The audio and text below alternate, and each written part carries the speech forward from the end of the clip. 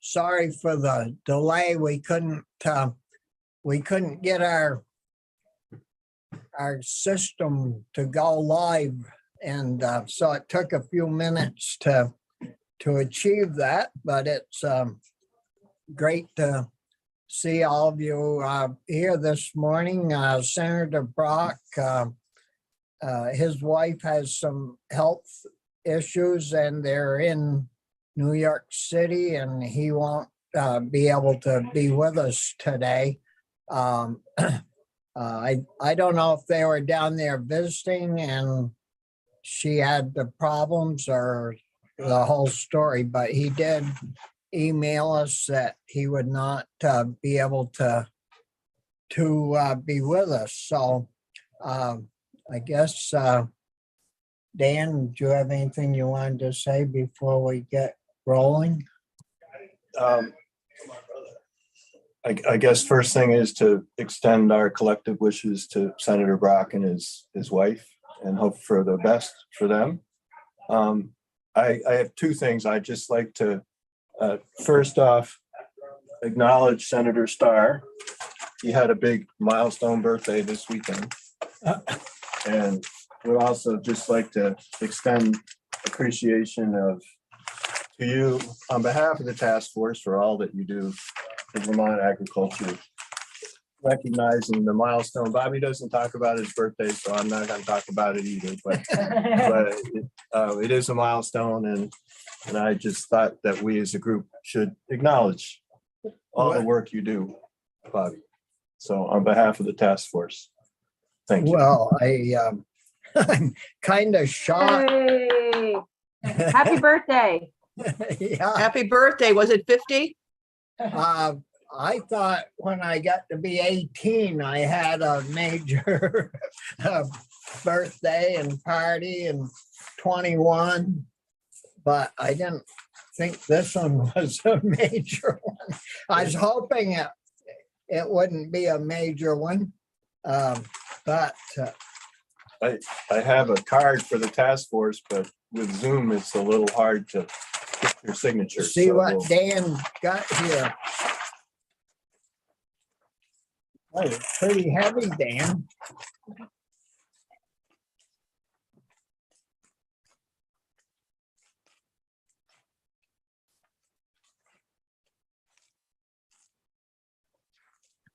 Better to use up our time at the beginning than the end. Maybe that was the wrong decision. Well, it's kind of hard to get into this. It's well wrapped. Right, I just hold on to that.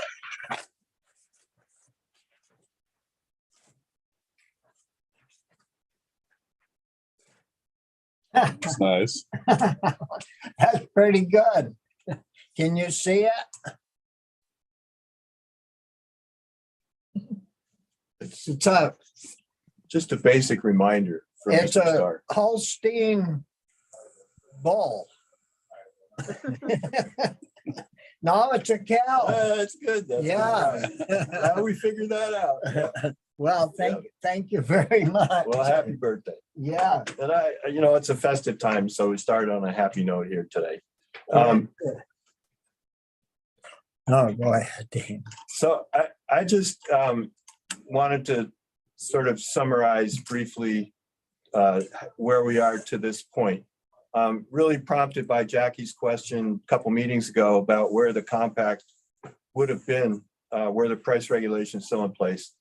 I pulled up the consumer price index inflation adjustment calculator. And if the compact had still been in place and the commission hadn't done anything other than adjusted for inflation, which is what was done originally, the compact price of $16.94 in 1997 would today be $31.40. So I put together a memo, and I'm sorry I didn't get it to you sooner, kind of par for the course for trying to do my level best to provide information to the task force under the pressures of everything else. But I put together a graph that shows how the price regulation would have worked against the federal order pricing. For a long time, it just tracked the market. But the last few years, there's quite a spread. So interesting dynamic. If you just take, it's just a page and a half, you have a chance.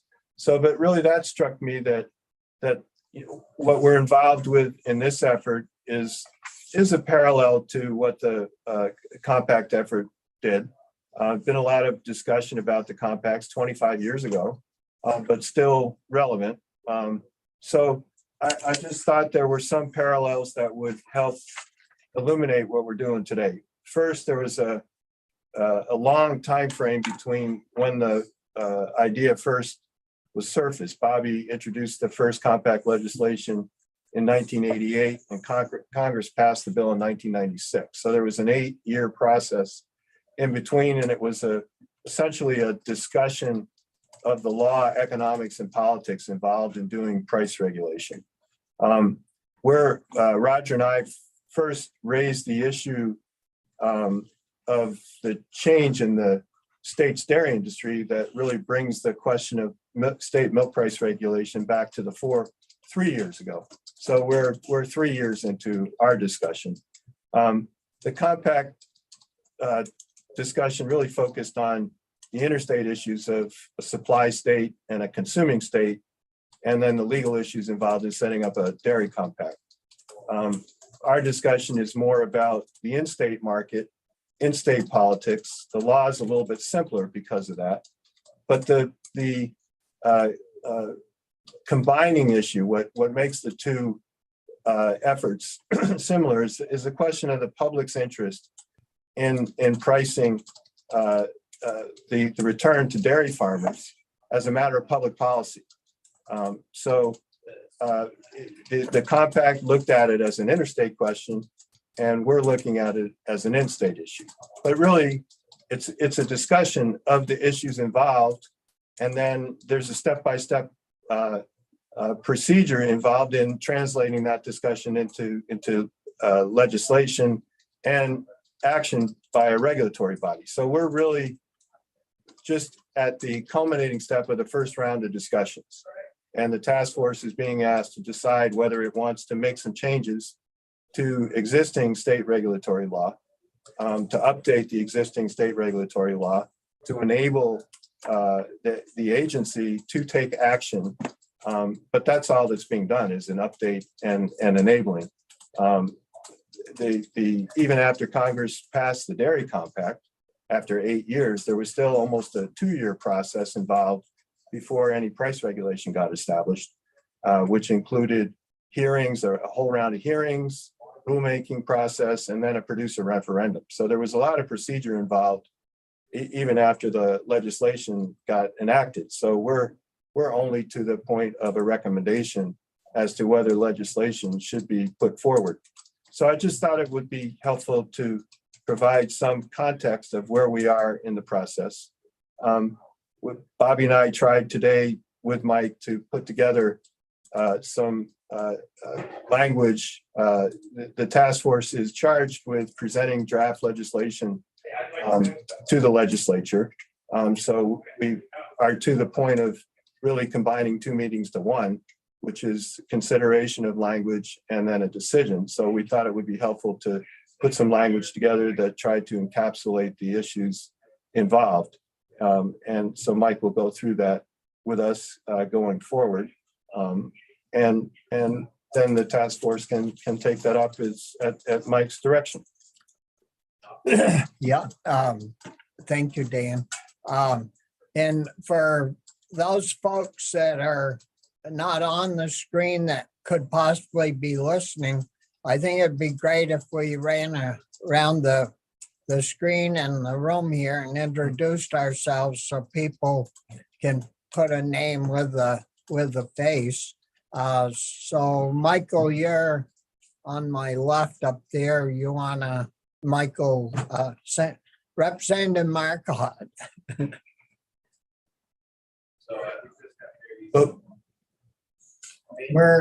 We're looking at you, Michael, but we can't hear you. Yeah, you're muted, Mike. I was using my space bar, but it wasn't working. Good morning. I'm Mike Marcotte, State Representative from Coventry, and I also chair House Commerce and Economic Development. Thank you, John. Good morning. I'm John O'Brien. I'm a state rep from Royalton in my hometown of Tunbridge. We're happy to have our electricity back after that snowstorm and join you today. Yeah, I also Jackie. serve on House Ag and Forestry. Yeah, thank you, Jackie. Good morning, Jackie Folsom, retired dairy farmer, soon to be retired lobbyist for Vermont Farm Bureau, and proud grandmother of a first-class lineman on GMP who's helping to get everybody's electricity on. And Heather. Great.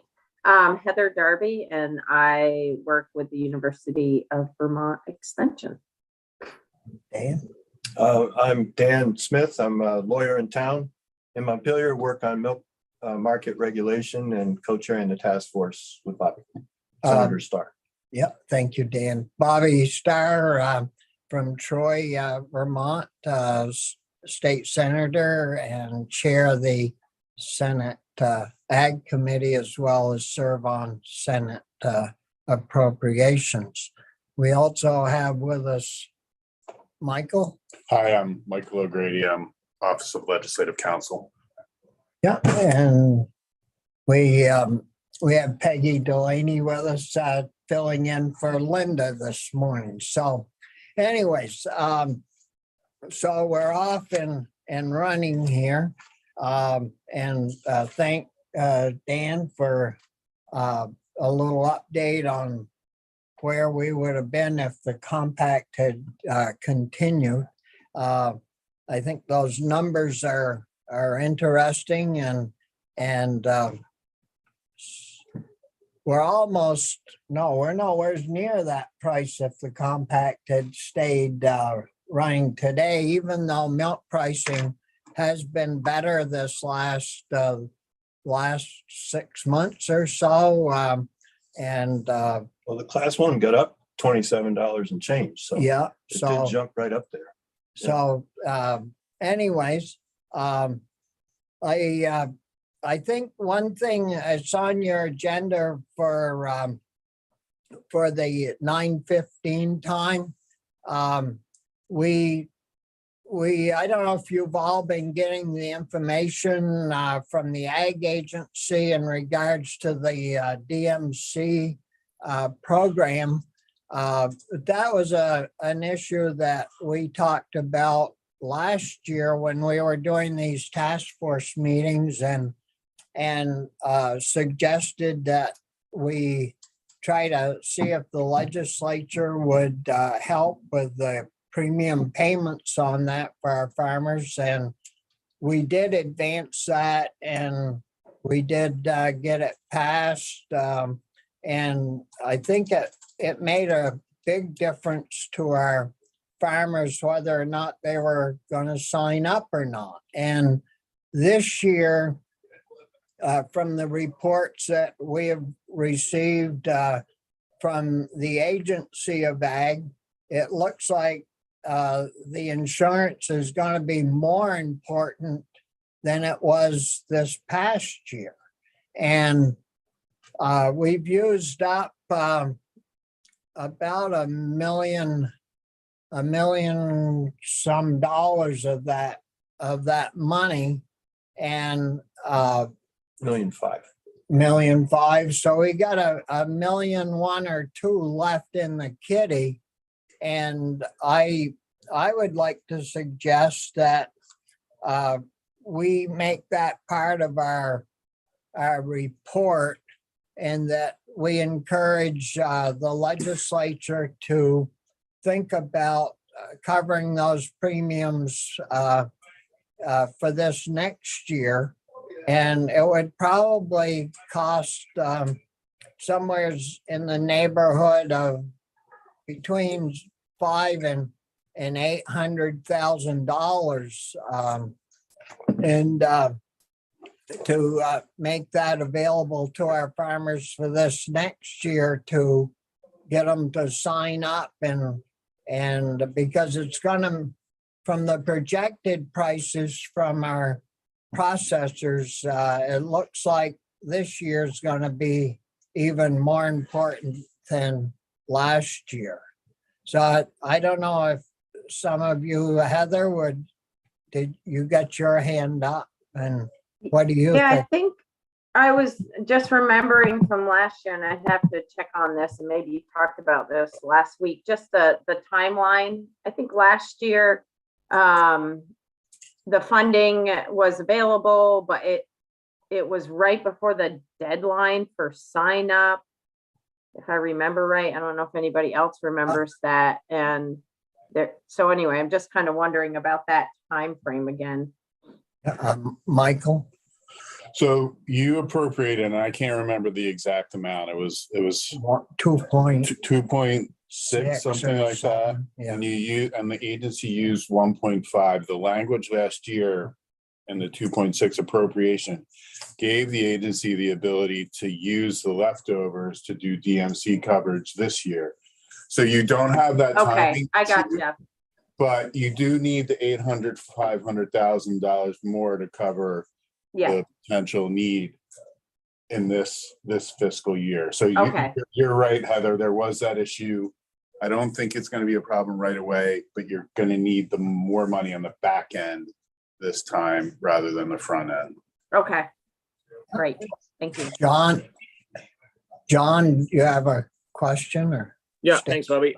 I just wondered if we knew the figure for how much the payout has been from the program, because we had talked about if we pay the premiums, the payout to the farmers was really impressive. And I wondered if we had a sort of ballpark number on that. Yeah, Dan has that number. I just pulled up the website, the USDA DMC website. They're projecting the payments this year to be for Vermont a total of 1.943 million, averaging 4,500 really farm. But the projection for next year is quite a bit higher. So the 1.9, the program basically paid for itself and then some to the state. But the projection for next year is quite a bit higher. Michael? So I think that's good information. And is that something, Michael, you could add to the legislation so that we're letting everybody know, how important that was to our farmers, what it brought back to the state, but also what they're looking at for next year and what what they're seeing may happen for next year and how important that would be to our farmers. I think that type of information helps everybody understand why we're doing this. So noted. Yeah. Other questions? We could put that in our draft proposal to forward to the legislature. Whether we can make it happen or not will of course depend a lot on the revenues of the state. I know last year it went pretty good. Of course, we had the same chair on the House side that we've had for years. And so it's going to be a little different on the House side maybe, but they've, and hopefully I'll be reappointed to the Appropriations Committee if we get it through the Ag Committee, which is going to be made up of 3 new people this year.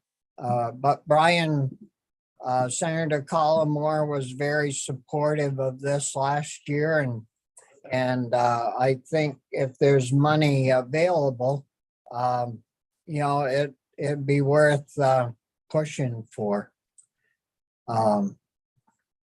Is there any other comments in regards to the dairy margin coverage program? I guess we should maybe take a vote on that. All those, in favor, could you raise your hand because I can see those pretty good. So that's very good. Thank you. It was 4.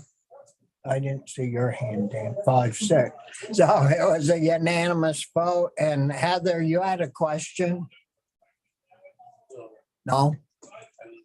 John? No, I was raising my other hand, my Zoom hand. Yeah. So John?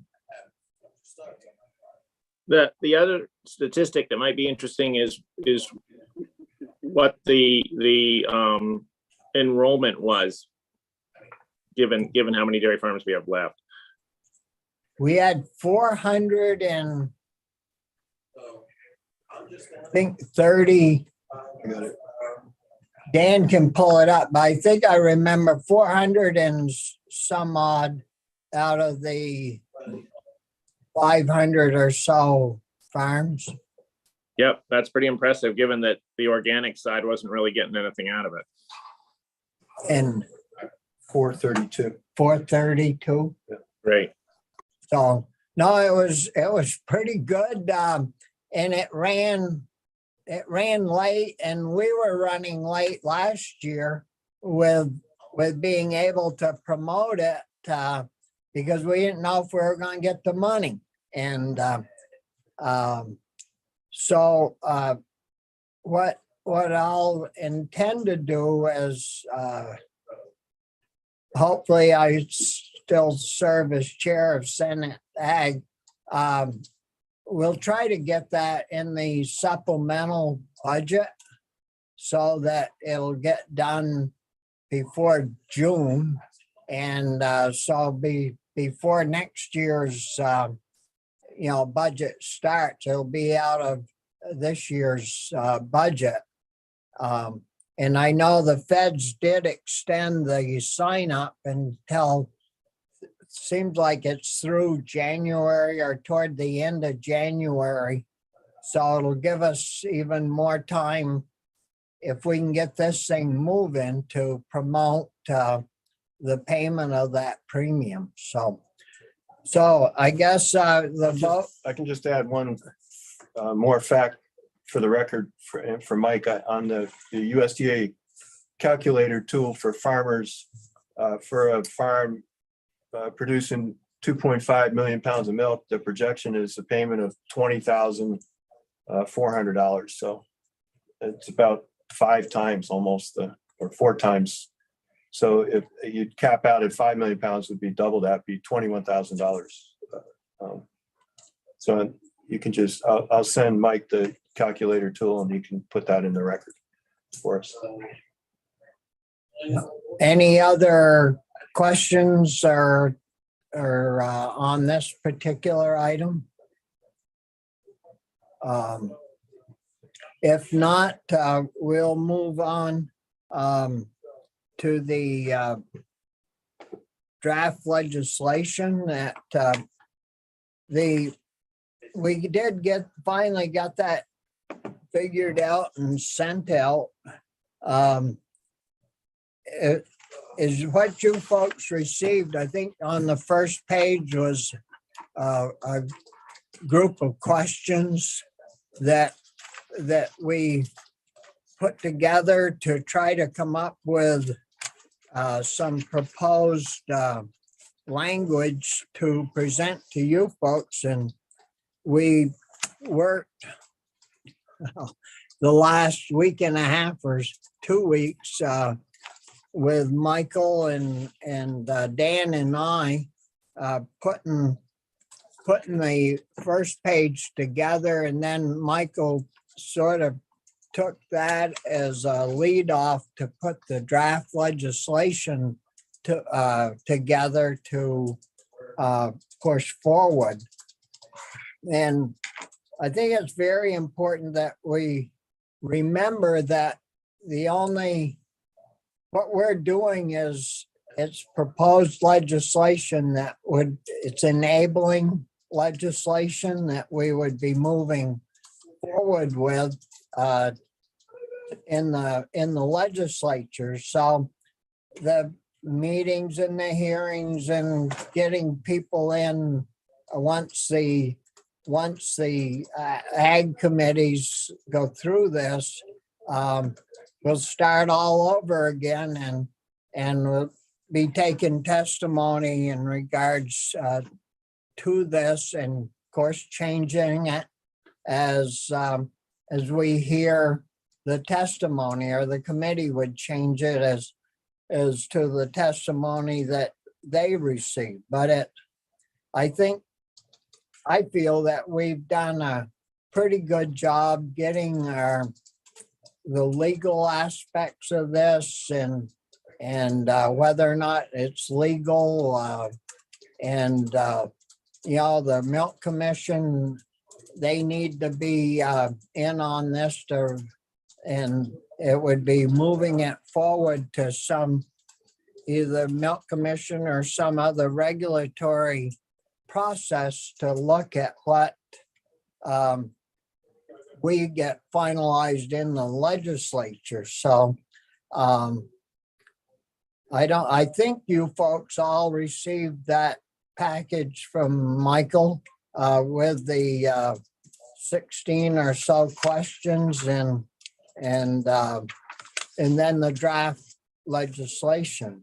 So, Bobby, I did not receive the page. I got the draft legislation and I got the piece on the compact comparison, but I did not get the 16 questions. So I didn't get anything from Michael. I don't know if it came through Linda or not.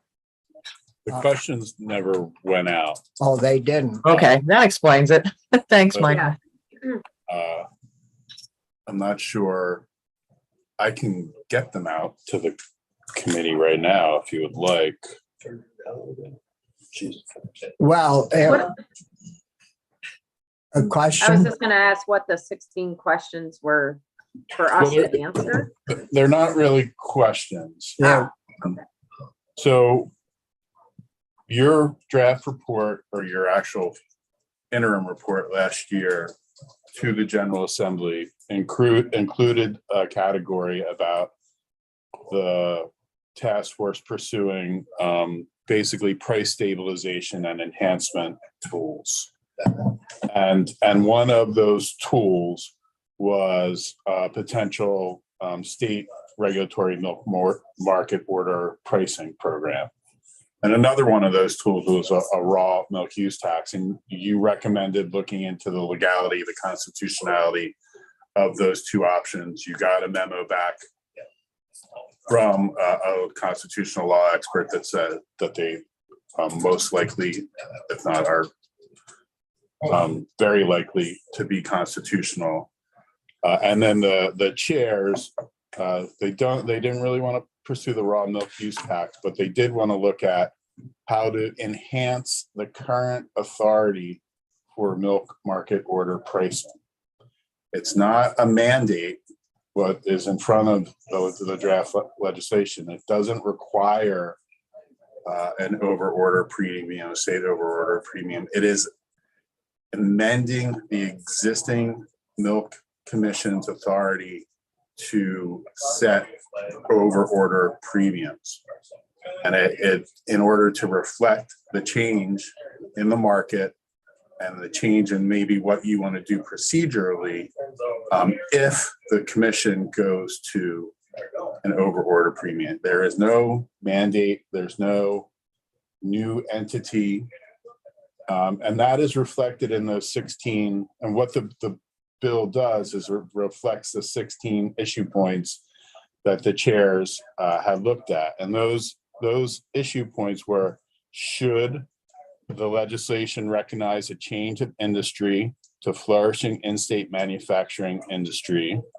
Should environmental compliance considerations be included underneath the commission's authority, including whether or not the Secretary of Natural Resources should be on the commission, and whether or not the pricing criteria that the commission may use would include environmental compliance cost, whether or not trucking cost should be a cost that's considered in the cost of production, whether or not organic needs to be dealt with separately because of their different pricing criteria, whether or not there needs to be tier payments or potential for tier payments based on the different sectors or the different costs that are provided in consideration, whether or not there should be a referendum of dairy producers, milk producers, and for the commission to go forward on an overorder premium, whether or not there should be a provision about no reblending overorder proceeds so that they would be dealt with different from blending.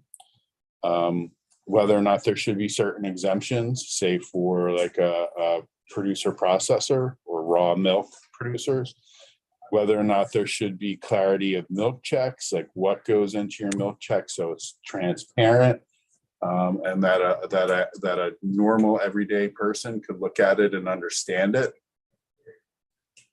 Whether or not there needs to be issues about how an overorder premium would apply depending on the legal status of the transfer of the milk, which was in the dairy compact previously, whether or not there needs to be emergency authority to reflect, say, like COVID happens again, and there needs to be something that's done immediately, and all of the procedural and process that's built into the commission's authority, an existing authority, and then is enhanced in the draft legislation, whether or not that could be sidestepped in order to get an emergency order out there, and then after that order is out there, follow up with necessary process to finalize an order.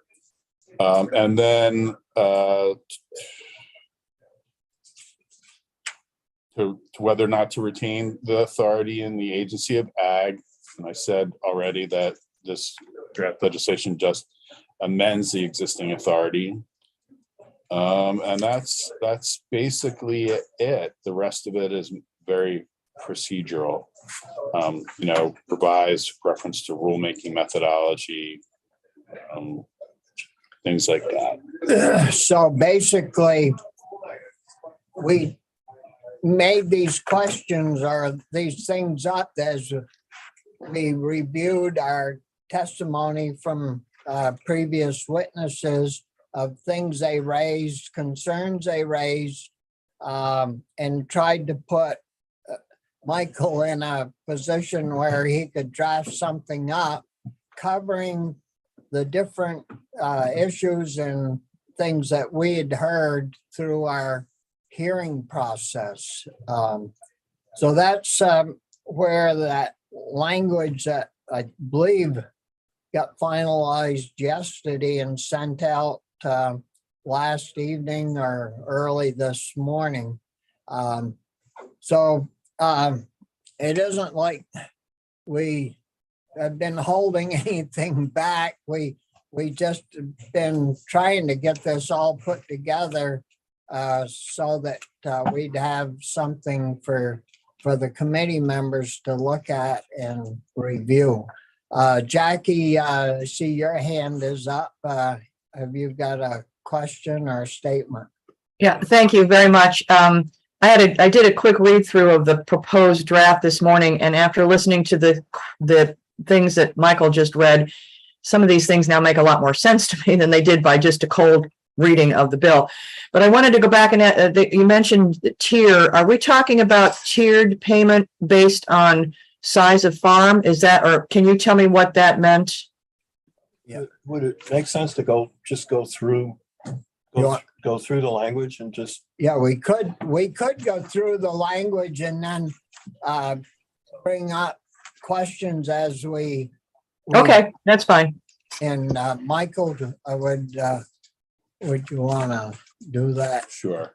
I'm gonna share my screen. While Mike's doing that, I would just add that when we kind of issue spotted the list, we also tried to take, in addition to the testimony, we tried to take into account various thoughts and comments that the task force members have made over the years that we've been doing this. So it's a combination of the testimony and your thoughts. So we'll see what your reaction is to the language that we put together. Yeah. Should I begin? I guess you're, I think everyone can see my screen, and I'm just gonna walk through the bill pretty generally, but I will stop here and there to discuss specific provisions in more detail. and maybe if they have a question, they could just say, I have a question and we can stop and Yep. answer. Yeah, but because I won't be able to see hands per se, so if you have a question, maybe just raise your voice. Yeah. Yeah. Okay. So there's really only one section, and it's amending the existing chapter in law that gives the Vermont Milk Commission its authority. And the entire chapter is effectively here. And so, again, not creating a new entity, not creating a new universe of authority. It's existing authority, but being amended to update and address some of the concerns and issues that I just walked through that list of. So the first section is changing the declaration of the policy and purpose for the Milk Commission. And it honestly doesn't need a lot of amendment or revision, because the concerns about the General Assembly finding the importance of dairy farming to the economy, to the rural character of the state, the fact that the dairy industry is facing serious economic decline. Those are all still the same. What is being added is the fact that there's a reference to the state's flourishing manufactured dairy products industry, and that many of the issues that are presented for farms is due to the inadequate and volatile price of milk being paid to producers, while corresponding costs of production remain the same or increase. Then you'll see again on lines 13 and 14 that the General Assembly finds that the distribution system for the state's milk industry is threatened, and that Vermont should ensure that there's an adequate supply of milk, not just for the consuming public, but also for the state's processing and manufacturing industry. So those are effectively the only changes in the first part of the purpose section. Going on to the second part of the purpose section, in existing law, again, not changing anything, there is the reference to the fact that the General Assembly wants to protect and promote the public welfare by ensuring that there's an adequate supply of clean and pure milk, and to provide that supply for the procurement needs of the state's processing and manufacturing industry. So again, not changing significantly the existing authority and purpose of the commission, but just reflecting the modernization of the processing manufacturing industry and its importance to the dairy industry as a whole. So I'm going to stop there and see if anybody has questions. Are we good up to this point? Now, I have a question. Yeah, We've changed it from fluid to raw. Is that to capture the processing? Yes, because Okay. no, it's the raw milk is what's being purchased by the processors, and it may then be used for the fluid product, but it may be used for the value-added product. Okay, thank you. It's a good point, Jackie. There's been a change in vernacular over time, moving away from fluid being kind of all encompassing, to raw milk. It makes a fluid product, but it makes other things as well. So moving on to the membership of the commission, you may recall when I went through that list, one of the considerations is whether or not the natural resources, the environmental aspect of dairy farming, which has become very significant in the state over the last decade, should be reflected in the membership of the Milk Commission by putting the Secretary of Natural Resources on that commission. And that is what the draft does. It adds a Secretary of Natural Resources to the Milk Commission. So the membership of the commission increases from 9 to 10 members. Otherwise, the membership remains basically the same.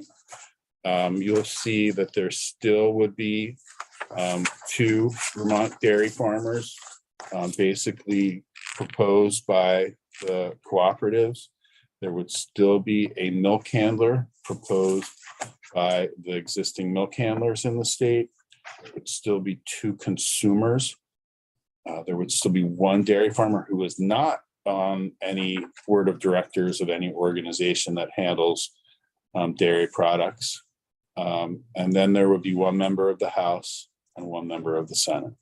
So the only change in the commission membership is adding the Secretary of Natural Resources to that body.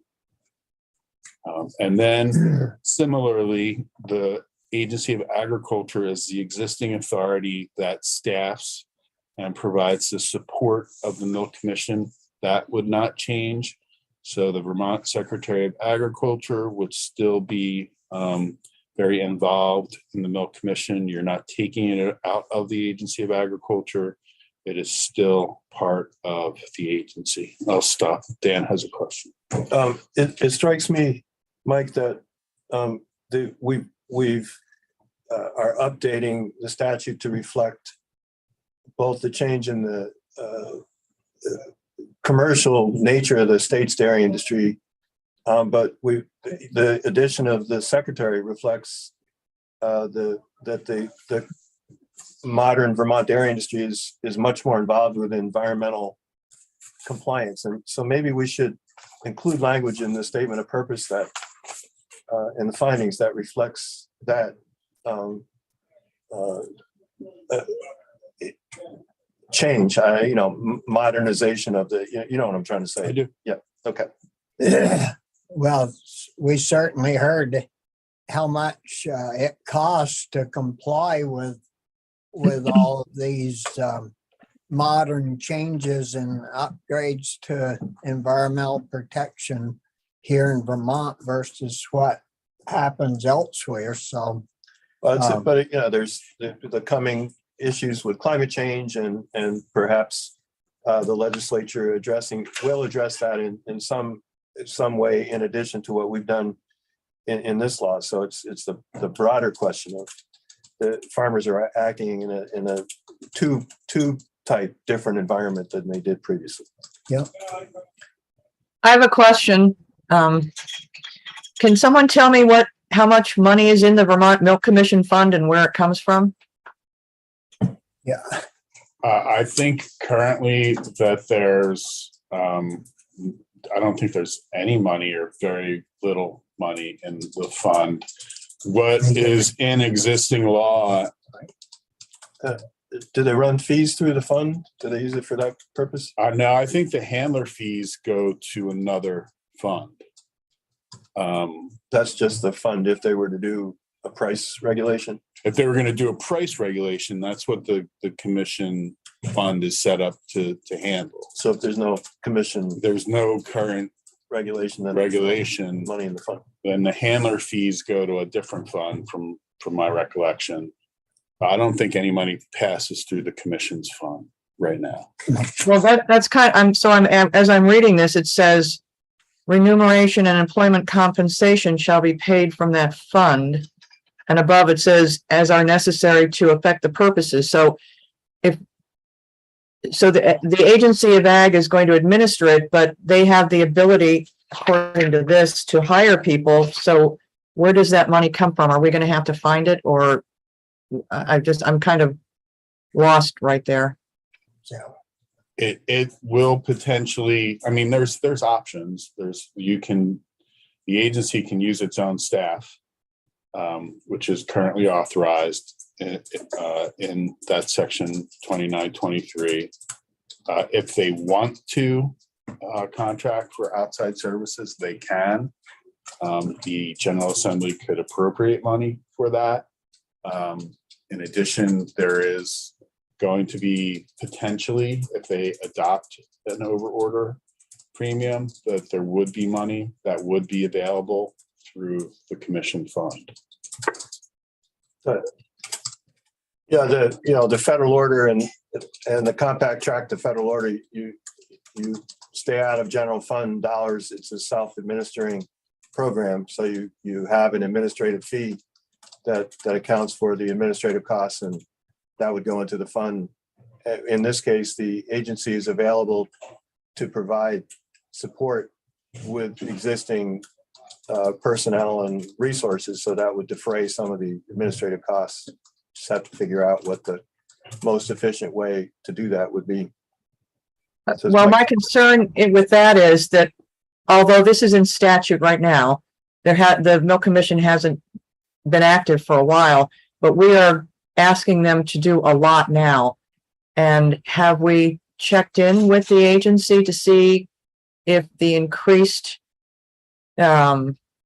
work would require increased personnel? It's just a question I think we need to keep in mind, because we're looking at dollars, and we want the maximum amount of dollars to go to the dairy farmers. And I just worry that maybe we may be looking to add people. I'm worried about unintended consequences. So just please keep that in mind. Thank you. Yeah, and I think, Jackie,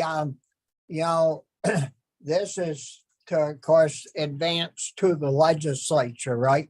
And so, the ag committees would have to, discuss that part of the bill, and it could end up being changed in several different ways. But if it is changed and there's an appropriation attached or suggested appropriation, then it would go, to the appropriations committee and move through like, any other money bill. And I'm sure it would depend on, what the ag committees hear from the Secretary of Ag in regards to managing this, and whether they could get it started, and then there would be a separate fee that would be attached to cover the costs. But I know when we did the compact many years ago, it was the administrating that program was it was done very cheaply. It didn't cost a lot of money. So We didn't do it on the cheap though. We didn't do it on the cheap. We kept our costs. Yeah, we kept our costs. But anyways, that will certainly be discussed, I'm sure, in the committees. Thank you. Yep. Should we move on? Bobby, it's Mike. Just one little observation is that we're telling the agency that they're required, they shall provide the assistance that the commission needs. But then it says commission may decide to pay them for the work that they're doing, which is sounds a little strange to me, but that's something I think the committees could take up.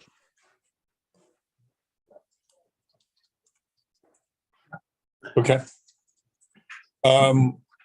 So moving on to section 2924, this is the existing authority of the Milk Commission to overpricing.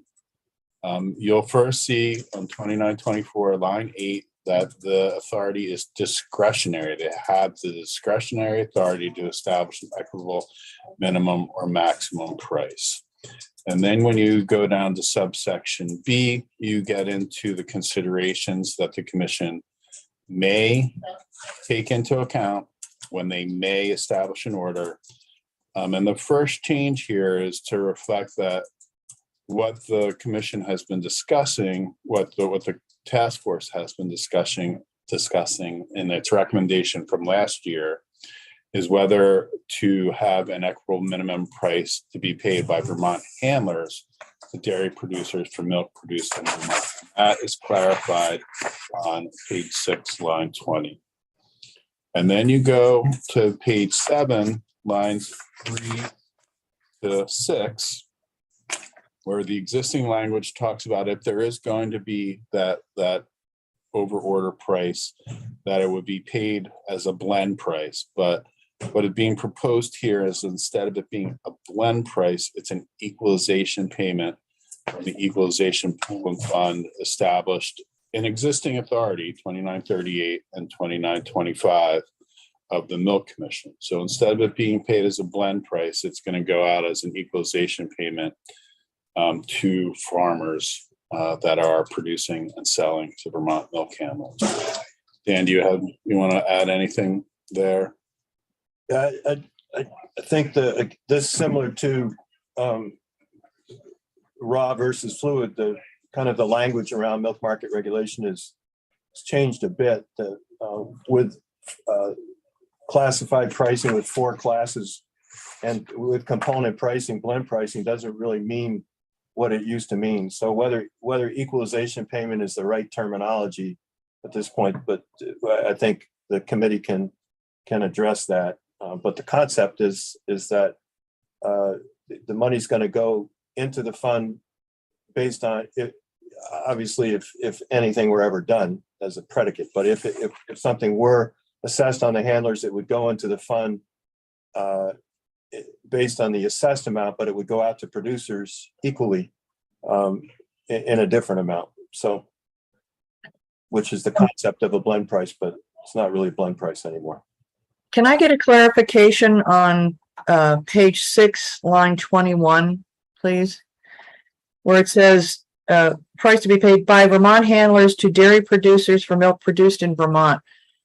I thought we were looking at for milk processed in Vermont, because we agreed that we're going to have to pay New Hampshire, Massachusetts, New York farmers whose milk comes into the state. So is that still that line? I know it's existing policy, but is that line still correct? It was my assumption we were doing it processed in Vermont. And manufactured. Well, yeah, but that says produced. That's an entirely different word. A good catch. Yeah, and I think there is language later on about that would address that issue, but yeah, you're right. That could be clarified there. Okay, thank you.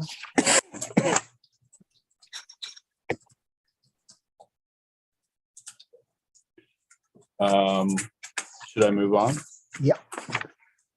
You'll see there's language about public hearings, at least one annually. That's not changed. The committee, once the bill is taken up, might want to address some more kind of mandatory meeting language because the commission, as Jackie noted, hasn't been meeting.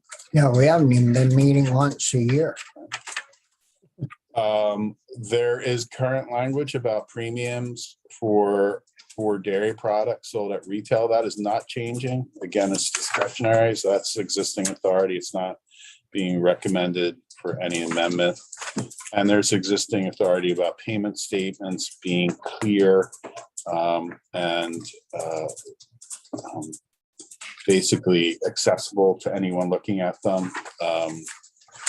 Not so sure that is being followed.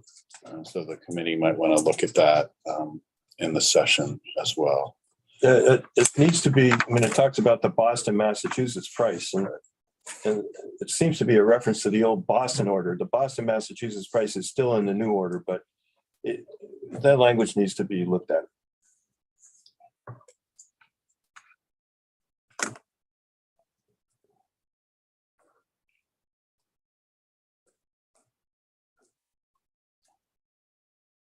I think the Boston price is now the Suffolk price, Mike, but I'm not sure. Okay. Then you get to 2925. That says the section about minimum producer price regulation. Again, it's discretionary for the commission. They may make, rescind, or amend an order regulating minimum producer prices if the commission finds that the Milk Market Order 1 minimum price is adequate or inadequate, as the case may be, to ensure that the price paid to dairy producers will cover the costs of milk production and provide a reasonable economic return to dairy producers sufficient to ensure stable milk production and distribution. Again, that is not changing. That's existing authority. What is being changed is like the guidelines for setting the price. If the commission does want to set a minimum price and they investigate and ascertain what are the reasonable costs, they're going to look at hauling, they're going to look at handling, and they're going to look at any other service performed in respect to Vermont raw milk production and the processing and manufacture of Vermont dairy products. So it's not just about production, it's about processing and manufacture of dairy products as well. They shall take into consideration cost of production. They will take into consideration positioning of Vermont milk and dairy products within and outside the Vermont marketplace. It also shall take into consideration the marketing conditions and cost of all differing market sectors, including organic and conventional milk production. And they may set the equitable minimum price according to market sector, such as a separate price for organic milk production versus conventional.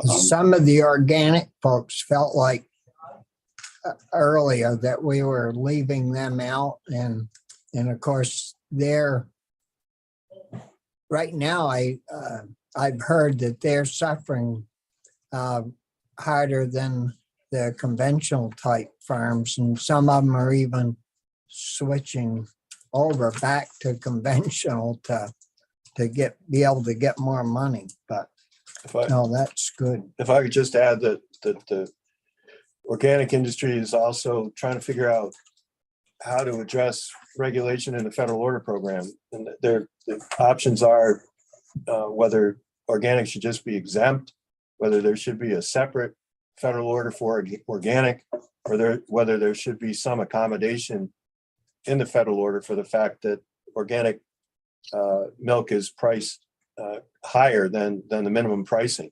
So I think the committee is going to have to take further testimony. What the idea here is to essentially flag the need for the statute to be updated to account for this differing sector of the dairy economy. And I have a question for that. I'm not one that loves lists. And I recognize, I mean, I've been in on the calls from the organic people, but then are we going to get into the grass-fed people coming in and asking for a separate price, et cetera, et cetera? Is there some, I'm not being, I don't want to, I'm not trying to pick on organic, but I'm just worried that if we start listing who might need a separate price, we're going to go down a rabbit's hole. Is there, so it may just be me, but I would be more comfortable with this, such as a separate price for other processes of milk production. I don't know. I just worry about that. You already have that in there because it says that the commission shall take into account the marketing conditions and costs of all differing market sectors and may set the equitable minimum price according to market sector. Well, that's different from the process of making from production. I think. Maybe I'm wrong. I don't know. Is that, you know what I'm How saying? is it different? I'm Yeah. just curious, like when we say market sector, would organic be one of those? Would grass-fed be one of those? Would A2 milk be one of those? I mean, there are a lot of options like Jackie mentioned. Yeah. I wasn't reading it that way, Jackie. I was just, but I see where you're coming from. I thought it was being used just as an example, but it's definitely sort of a strong example that we heard about. Yeah.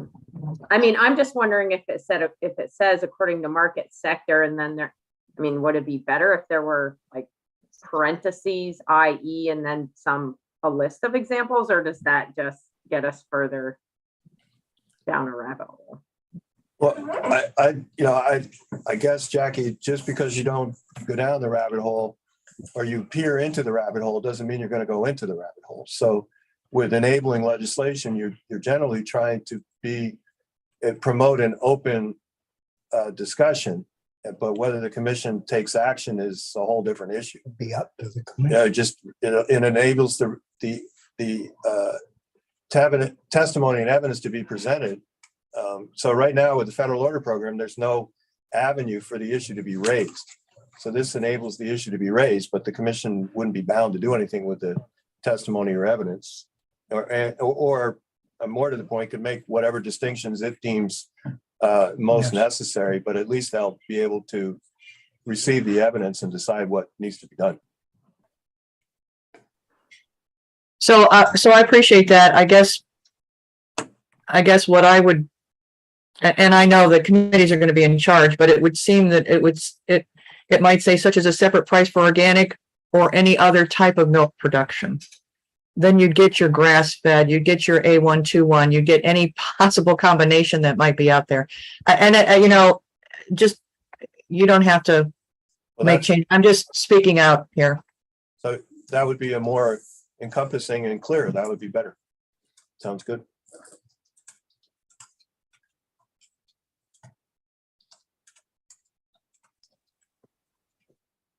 Dan and Bobby, just to circle back on what Jackie was saying, I'm trying to picture the sort of the dairy world or the milk that the commission would potentially consider.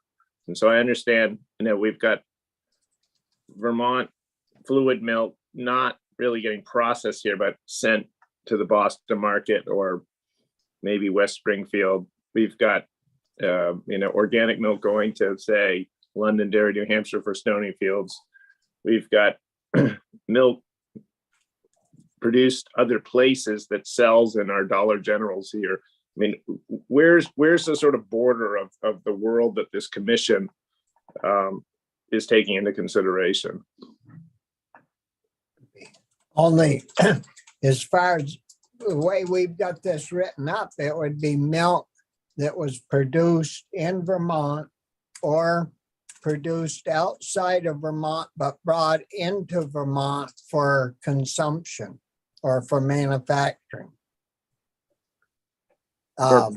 Both of those things, like if I go to Costco and buy milk or value-added products, would those be considered by the commission? I really question that because that milk is bottled outside of Vermont and brought in as a consumable product for their store shelves. So they would not be regulated on that particular product. But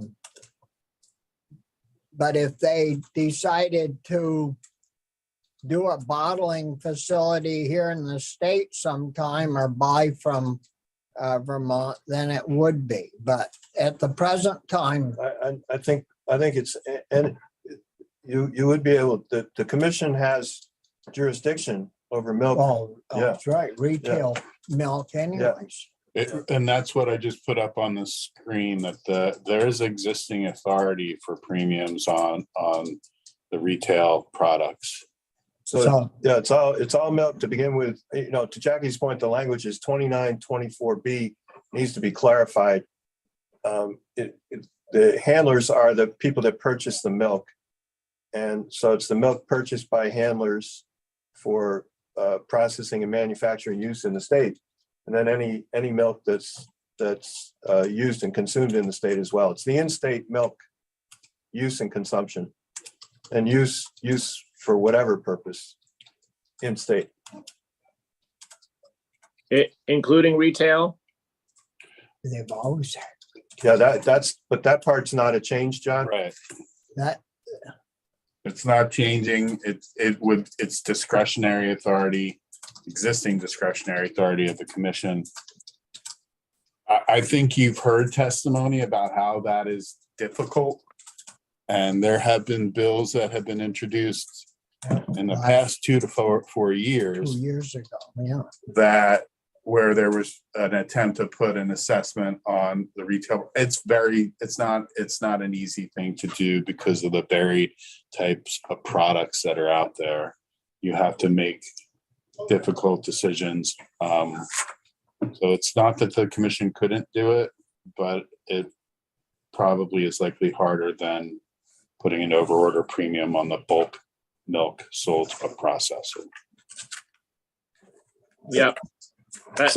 Right. So I think it sounds like where we're going is that the commission has the enabling legislation gives the commissions expansive powers, but whether they actually go there because of legal challenges, interstate commerce restrictions, it will be defined rather than like Jackie's point of having a bright line where we know, this milk, will be dealt with and this won't, or this dairy product will be potentially covered by the commission. Sounds like almost all things would be covered by the commission, all forms of dairy. If they want to go there. You're kind of sharpening up the tools that they have. And then I think it's not just based on challenge, it'd be based on the testimony and the evidence that's presented about the how the market operates and what the apparent and unintended consequences might be. And then based on that, include and plus the potential for legal challenge in addition. And based on that, the commission would make a decision on what to do. Yeah. Great, thank you. So in the existing authority for setting an equitable minimum price, there is a directive on page 9, line 11, that the cost of production be taken into account. But then there's clarification on line 18 that it shall specifically include an investigation and hearing procedure that accounts for the cost of trucking and hauling raw milk and the manner of payments to producers under Federal Milk Market Order 1. So to specifically say that hauling needs to be investigated and considered for inclusion under an equitable minimum producer price. Michael, can you explain to me the line 20 and the manner of payment to producers? Is that just trying to clarify what the milk check is, or what does that mean? Right, or how hauling costs will be. You know how hauling costs are dealt with now. So there will have to be a discussion about how that's going to be included in the payment to producers. Okay, gotcha. Thank you. The farmer is paying for it. And how is that going to be addressed in any equitable minimum pricing process? Okay. So Yeah, thanks. also the minimum producer price may include tiered payments to producers based on differing producer cost or production or other criteria deemed appropriate by rule by the commission, including accounting for the unique costs of environmental compliance incurred by Vermont handlers and complying with the State Water Quality Initiative and other environmental requirements. So not just hauling costs, not just the other costs of production, but now the cost of environmental compliance. And that can be tiered. So Jackie, you asked, will that be based on large farm, medium, small farm? It may be based on your cost of compliance, which might be tied to whether or not you're a large farmer, a medium farmer, or a small farm. So there's opportunity for the commission to look at those kind of criteria and the cost that a large farm incur versus a small farm in terms of environmental compliance. So I do think there's potential, but it's not specifically saying it's going to be large farm, medium, small. It's about your general cost of compliance with the state's requirements. But the commission would have hearings and take that into consideration when they're doing that. It doesn't tie their hands to say that it's a flat amount. They can move in any direction that they so choose after they've heard from the different size farms and what it's costing them, or do a cost analysis of the different farms to determine that. So I think the main experience is that this has been an innovative program that has been quite effective and is recognized around the country as being effective without much complaint. The main program is mandated by statute. The tier payments are by statute tiered. So this is not a mandate. It's discretionary.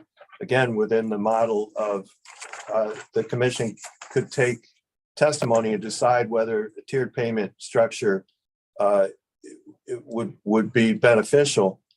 Without the language, then it's questionable whether the commission could do that. So this introduces the concept of tier payments, which appears to be innovative, but enables the commission to make a discretionary decision rather than a mandatory decision. Well, I think you have to be careful what you're asking for, because large farms are going to be paying more for their, I mean, if we're including compliance, that would include their LFO permits. It would also include some of the major environmental things that they do.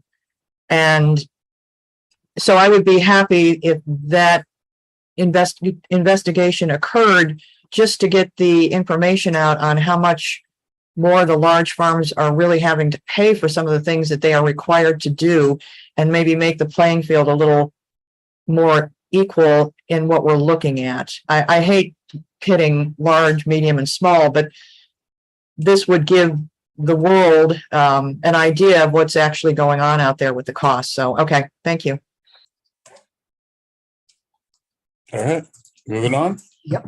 One thing that's not changing, but you should be aware of, is that the minimum retail price should reflect the lowest price at which milk producers can be received, processed, packaged, and distributed by handlers and distributors at a just and reasonable return. So this can't be something that is outside of the realm of economic feasibility for either the producer or the handler and distributor. There is a statement of that will cap the commission's authority.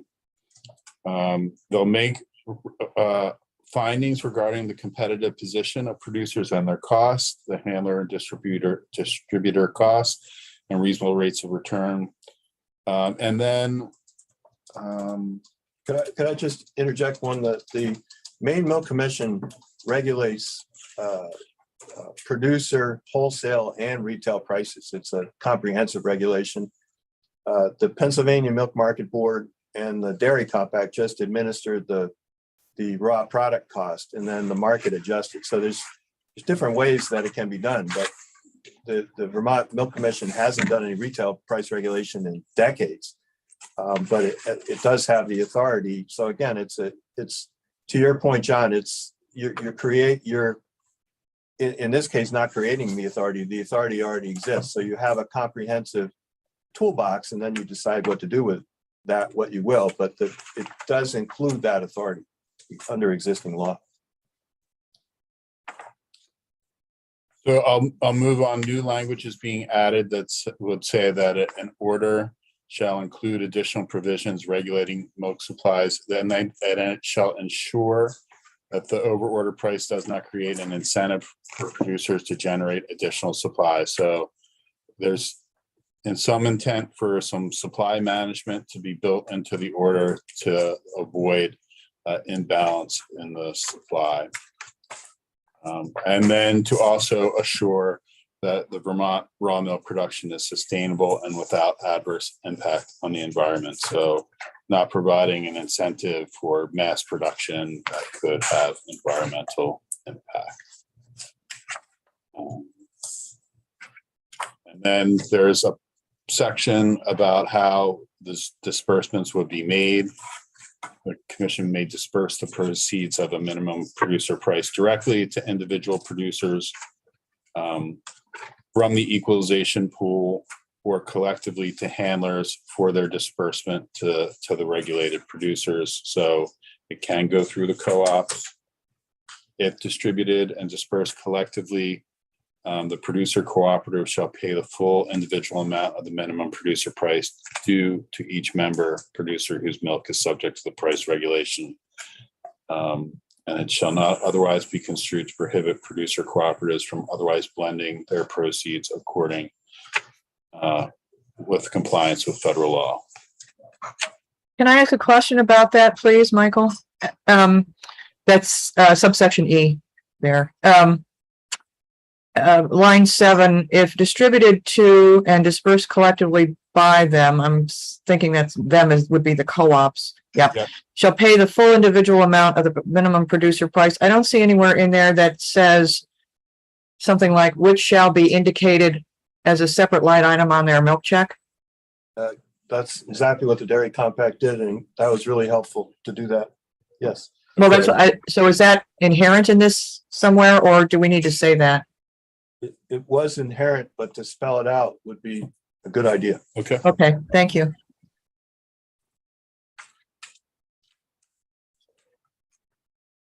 Get my cross-reference right.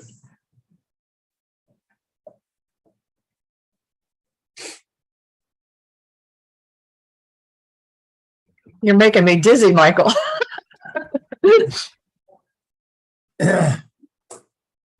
Okay.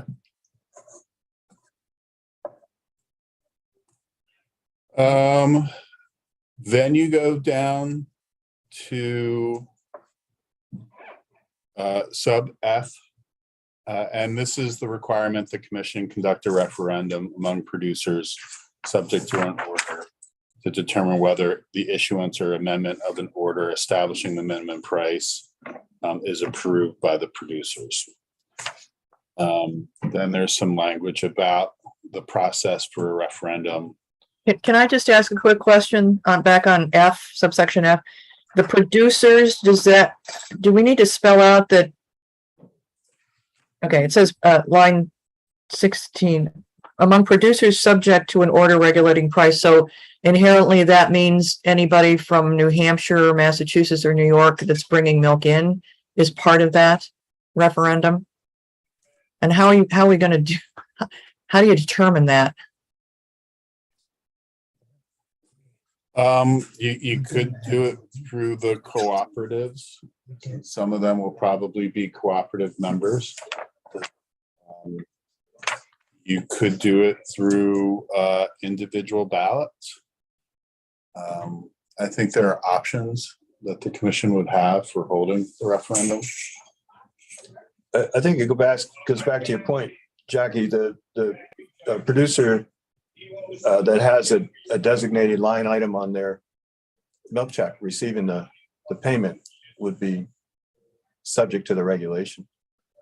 But you won't know that till it's set up. So, and sometimes people's milk doesn't always go to the same place all the time. I don't know how you'd ever figure out who would be involved in the referendum.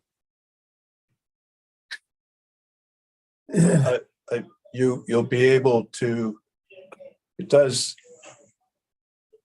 the in-state, fair point, have to think through. I guess you back up one step. The existing statute doesn't have provision for a producer referendum. So this is an update to align what the state overorder pricing does with milk market regulation. So this is kind of the first run through of that. I can't remember how we did it. Same issue with the Compact Commission, that you have a producer pool and you're trying to identify who is in that producer pool to be subject to the referendum. So, well, all milk handlers, doable, but have to figure it out. All milk handlers have to have records of who they're buying from. Yeah. So it could literally just be that the handlers provide the information of the producers they bought from in some determined period of time. Yeah, that's it. There you go. And they all get a ballot. Yeah. So you would look at the producer payroll for, the given time leading up to the regulation. It might change subsequently, but for the initial referendum would be the producers that their producer payrolls show are part of this pool. So isn't that proprietary information to the buyers? The commission already has the ability to get that information. Okay. Yeah. Okay, thank you. But then they have to maintain the confidentiality of it. Gotcha. Thank. Good questions. What, once we figure out who the voters are here, are they, if the farmers say the producers vote, are they voting to enable the commission to sort of follow these discretionary decisions, or is it more an annual thing, or every time, say, the commission wants to change an over order or a tier type payment, then the farmers get to weigh in? That's probably going to be based on the terms of the referendum. That's, if I could, Mike, it's, again, that's a milk market regulation question, and this language is lifted from the compact, and it should be clear, and if it's not, we should clarify it, that the federal order producer referendum just provides for the referendum to vote up or down what has been proposed. And if the producers vote it down, they vote the whole order out rather than just what's being proposed. So in the first instance, the producers would be voting on whether to enact the overall program as proposed by the commission. So that would be an up or down vote. Subsequently, under federal law, when a proposed amendment is voted on, if the producers vote down the amendment, they're voting out the whole order. And the compact enabling legislation was different than that, and provided, and consistent with your question, that producers would only be voting on a proposed amendment, and the state order would stay in place if the producers voted that down. And if the language isn't clear to that effect, so it's as you're suggesting, it's an ongoing process with their enabled to provide their input as it goes along, and that is the intent. So the other question I have is, does the voting come up against the co-ops who usually do block voting? I mean, does this allow block voting, or is this individual ballots? That's another good question. But John, you've raised a very good question. I want to make sure if we want to be responsive to that, and if the language isn't clear, the compact reflected what was thought to be in advance in how referendums were administered, that producers were not being asked in the case of an amendment to consider voting out the whole order, but only to consider the amendment. So that's consistent with what you were asking, right? But Well, I guess voting process. The first vote. I mean, if this legislation goes through, not only does the Vermont state legislature have to approve it all, but the producers all have to produce it to approve it too, right? Well, the legislature would be improving the enabling, authorizing The enabling. the enabling legislation, which enables the commission to hold hearings and decide whether or not to hold a price regulation. Yeah. And as part of that, the legislature is saying that even if the commission decides that a price regulation should be enacted, it's still subject to a producer referendum that has to be held. That would be the legislative action. Yeah. Okay, I get it. That would be the second hurdle they would have to get over. Then would be the producer. But then the further refinement is that, which I thought I understood in your question, that the first vote would be on the price regulation itself. Yeah. But if a year or 6 months or 2 years down the road, the commission decided to amend it, then the producers would again be required to vote whether to adopt that amendment. But the vote would only be on the amendment, not the whole order itself. And if the language isn't clear, Mike, we should just revisit that, Okay. because that was understood to be in advance. So, And then Yep. if farmers, revolted against this at some point, do they have another chance to essentially strike down the commission or this enabling legislation? but only the legislature could eliminate the enabling legislation, but producers could petition the commission for a hearing to eliminate the price regulation. And the Yeah. law certainly allows for that, yes. Okay. Under existing law too. Yeah. Well, that's a good check and balance. Yeah, that's the rulemaking process. Plus, don't forget, the members on that commission. I know we used to meet every month, and you always looked at what you had imposed and how that was working, and if complaints had come in. And in the particular case of the compact, I don't think we ever readjusted the price in an upward fashion or lowered it, because everyone seemed to be happy with what the final product was when we set it up. So, But you did, after the price regulation was put in place, put in the supply management piece. yeah, And that was a separate hearing, and we there did. was also an adjustment to the nutrition program exemption. So there were some subsequent amendments that were voted on by referendum.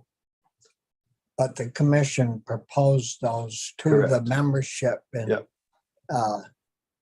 Yep. So to your point, Jackie, what is proposed, yes, would not be a block voted referendum. The original explanation of block voting was that the likelihood of a producer referendum reaching all of the producers was in the 30s and 40s was unlikely. There were so many producers, and that administering that price regulation with individual producers was not likely to be accomplished. And the co-ops were, and there were many co-ops that acted as the bargaining agencies for the producers. So the administrative decision was made to do the referendum through the co-ops. But just batting this around, given the number of producers now, that issue is completely transformed, number one. Then the second part of the discussion, the Compact Commission sent out individual ballots to individual producers so that they were authorized under the compact to vote individually if they wanted to vote against the block of the co-op. So the net of that was this language that just authorized an individual producer referendum. It kind of flips it around. The co-ops are obviously fully able to make their position known to their members, but the authority to vote, it rests with the individual producers. Okay, thank you for that clarification, because I think it was, going back over my notes and what we just received from DFA, it did not appear that the co-ops themselves were supportive of, and I don't mean to put words in their mouths so they can get back to me if I'm wrong, but I would rather have the choice be up to the individual farmers than any block voting. So that's fine. Thank you. And Moving on. Dan, would this be this referendum with individual farmers? Would this be unique as far as the sort of over order and price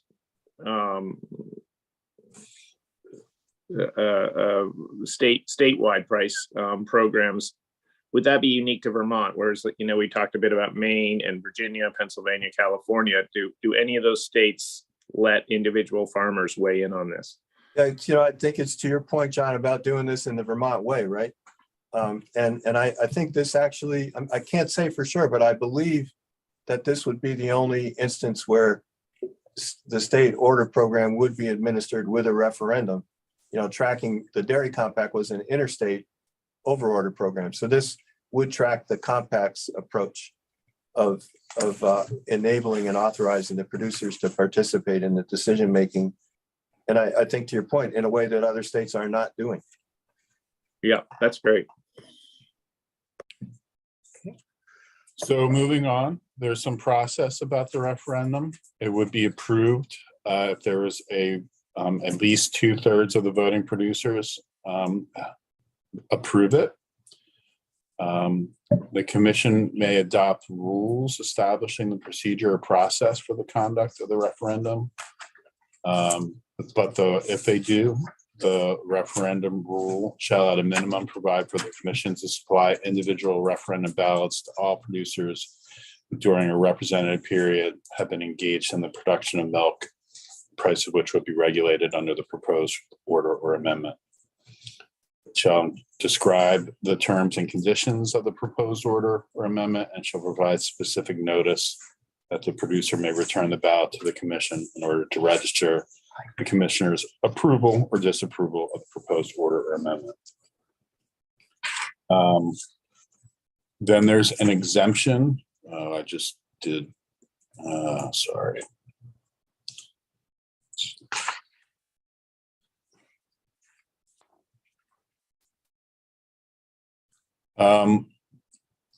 The order shall include provisions that exempt producer handlers as defined by the commission.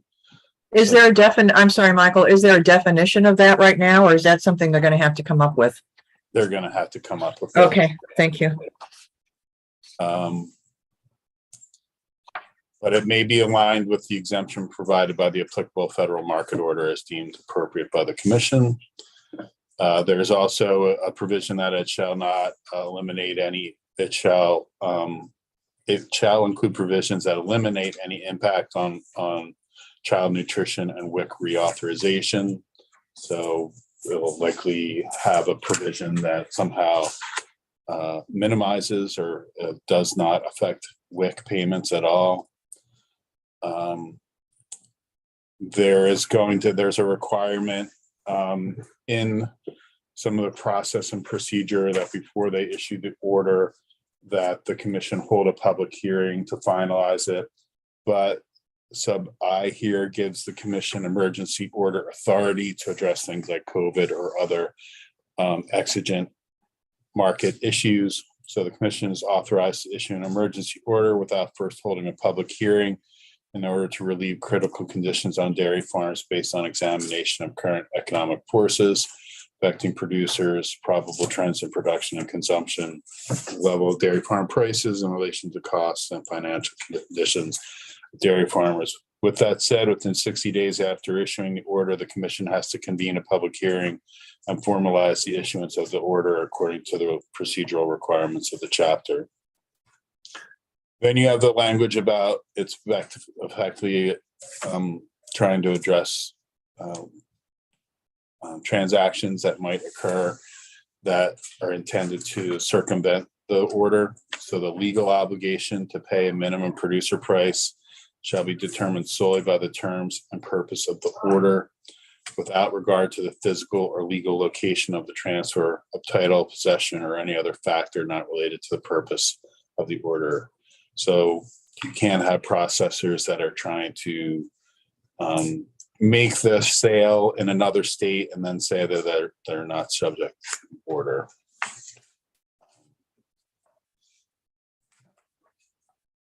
So that then leads you to 2929. Most of the rest of these changes are kind of conforming changes or technical changes. You see the commission's power to make orders and conduct hearings. You'll see the language on line 10 that any order has to be made after a public hearing. The commission has Sorry, on line 17, general circulation within the newspapers with general circulation within the state.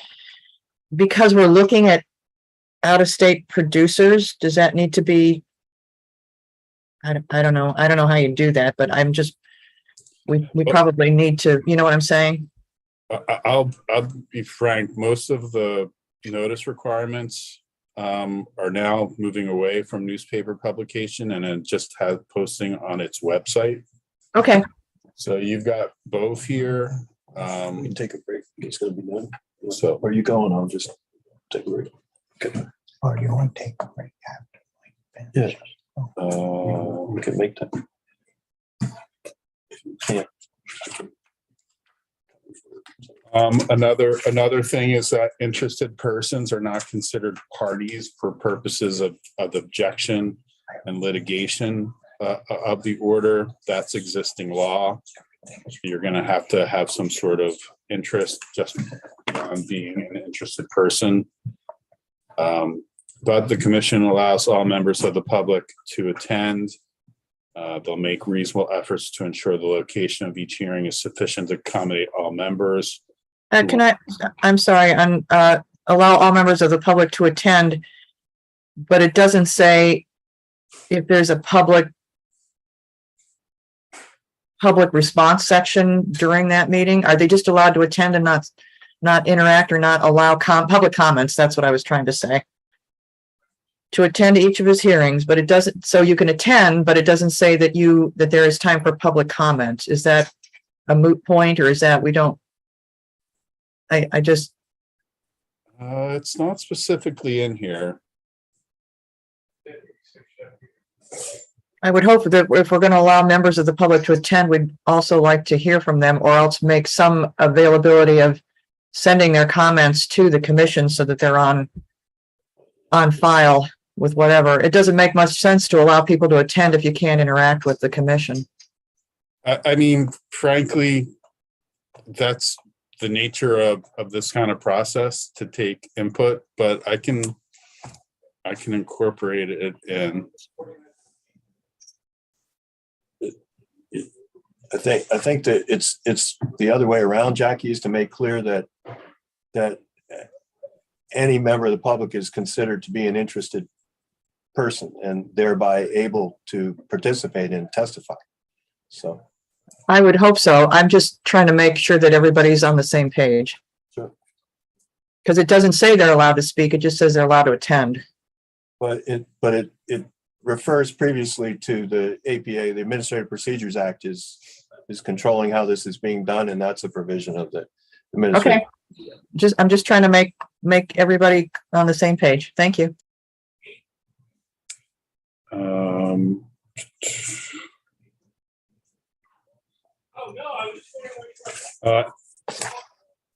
So the rest of this is really just kind of conforming stuff. It's nothing really changing. There's an appeal right to the Supreme Court regarding a decision on a rehearing or an order.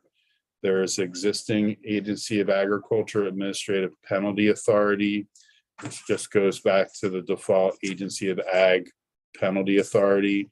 So if a processor is not following the price order, the agency has the ability to issue an administrative penalty.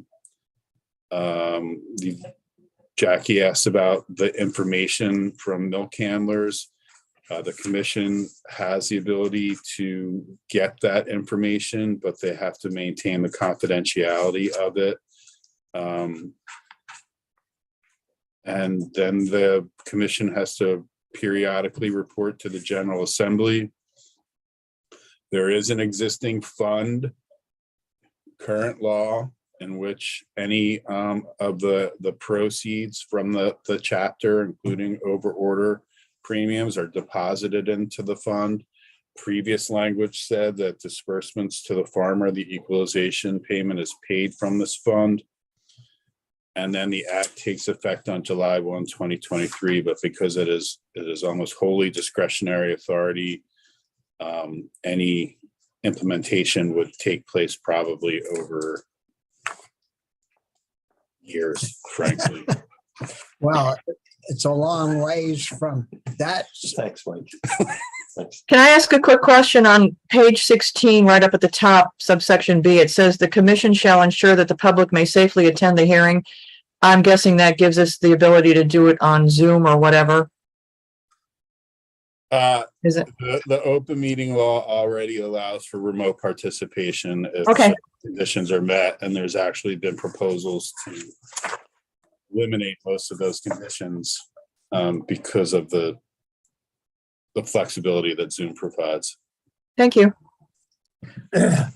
So, as far as the effective date, that's only on this particular, our task force document, right?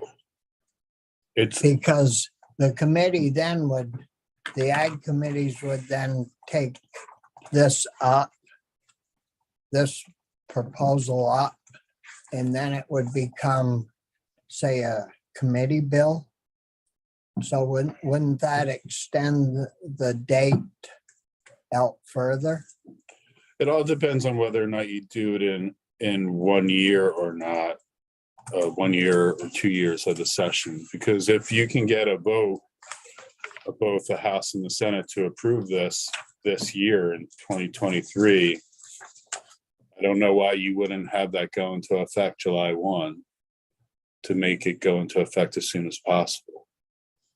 But if it was going to go to a second year of the biennium, well, we would just amend the effective date. Just, okay, so we do that later Right. if it was going to take longer. If it's going to take 2 years, you're going to have to change the effective date, but why But- presume it's going But to? why do that? Do we anticipate this having to go to any other committees besides the ag committees? I know there's no appropriation in here, but we are talking about money. Will somebody grab it and would it need to go to economic development or anything? I mean, I'm just trying to figure out the pathway here. By rule, I think the House Clerk and the Senate Secretary, from my prior experience, would send it to both Ways and Means and Finance and to the Appropriations Committees. Ways and Means and Appropriation. Yeah. I do. Yeah, I'm sure our compact. Yeah, went to They look at the fee issue, right? They look at the fee. fee in there, and then there's spending of money, Spending the so money. it has to go to approach, but we should be, hopefully we'll be in good shape on both of those committees to get our ag stuff through.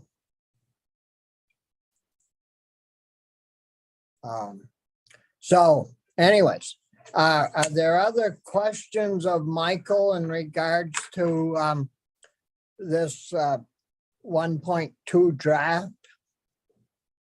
And I'm going to stop sharing my screen now. also we can see each other. I don't really care to have the committee see how old I am now.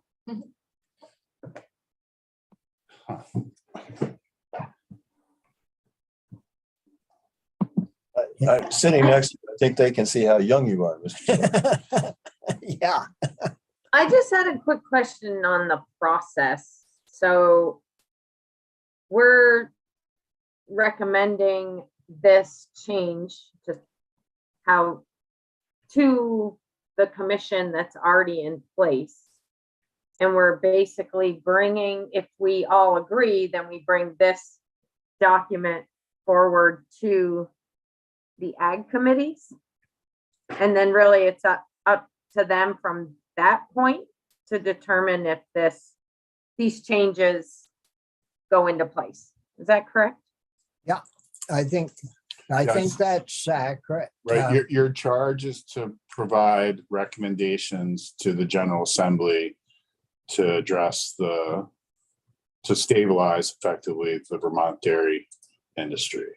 And- And so the formal action would have to be taken through legislation.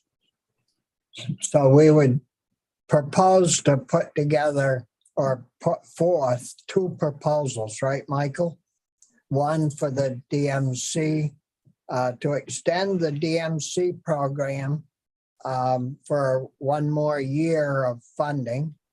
and Well, no, you're just increase. Right. You just, our right. increase, Yeah. yeah, You're not extending it. That's already in increase law. of money. It would literally be in addition to the monies appropriated in whatever that section was last year. Yeah. 500 to 800 is appropriated to fulfill the demand on the program in Yeah. 2023. And then the second proposal would be to put this proposal forward as enabling legislation to the General Assembly, which would be referred to the, as far as I can see, it would be referred to the Ag Committee. Michael?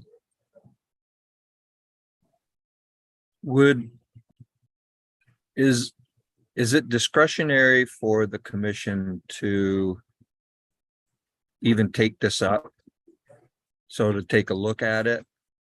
And is that our intent, is to allow the commission just have that discretion to at least look at it? Or is it our intent to have them look at it and then it's up to their discretion on what they hear to whether or not go forward? That's a great question. The way it's drafted, it would be discretionary with the commission to even initiate action. So whether you would want them, at least based on all the changes to the legislation, to at the least convene a hearing and take testimony as a almost a session law provision, Mike, directing an initial hearing and inquiry seems like an appropriate addition to this. Yeah, I just, I think that. Hands to do anything, but they'd have to hold a hearing. That's what you're suggesting. Right, well, and I'm wondering, is that our intent? Do we want them to at least take a look at it? Yeah. So. And also that with a goes- report back too. As to why if they don't take it up, why didn't they? What are the reasons?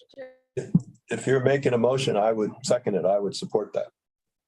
To add Yeah. that, I think that was part of my question as well, or follow-up, because the commission hasn't been active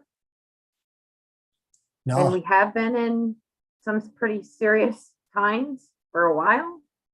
What makes us believe that this would change that? we could add that to this proposal, but this proposal that we're dealing with is only, in my mind, it's only forwarding this proposed work from the task force to the General Assembly. And then it would be up to the General Assembly. If we take this up as a proposal, then I think it would be up to the General Assembly to put something in there, but we could put that in this, but I think the legislature will make the ultimate decision and on whether or not they shall deal with this or it's proposed to them. Isn't that the way it would work? Well, I take Mike's point that if we as a task force are suggesting, and Heather's point, that if we're going through this process to promote an updated procedure that would better enable the commission to hold a hearing and make a decision whether something should be done, that it's appropriate to direct that we recommend that the legislature direct the commission Okay, to hold an initial hearing, not tying their hands, but to at least take the initiating step to hold a hearing. Yeah, because I think, Michael, you said earlier when you were reading through the document where it said that the commission had to meet at least once annually. After that, you said that could change, but that would be something that would be changed or a suggested change by someone other than us. But I don't remember, like that would be taken up in the Ag Committee or something. Right. My point was they haven't been meeting. They haven't been meeting Right. annually at all, and whether or not you or the legislature wants to address that. I think I need a little bit more clarity about mechanics. Like, you could direct the commission to meet no later than, I don't know, March 1st, and you get that requirement in the supplemental appropriations bill. I guess for me, and Mike, I'm trying to track your thought that the commission be directed to meet once, if and when the legislature were to make the changes to the milk control process, 90 days after that law was implemented.